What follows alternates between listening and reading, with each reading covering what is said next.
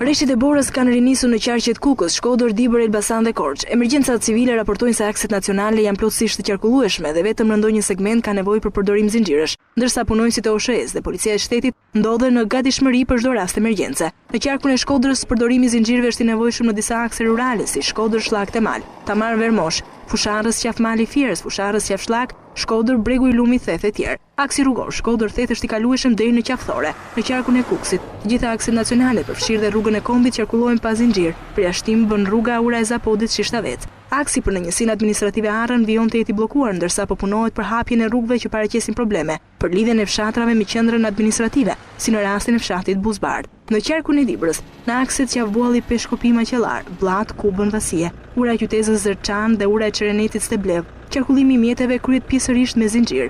Aksi rural Peshkopi Lur vazhdojnë të jetë i bllokuar, por kalimi i mjeteve kryhet nga aksi Kurdesh Lur. Në qarkun e Korçës së gjitha rrugët janë të qarkullueshme.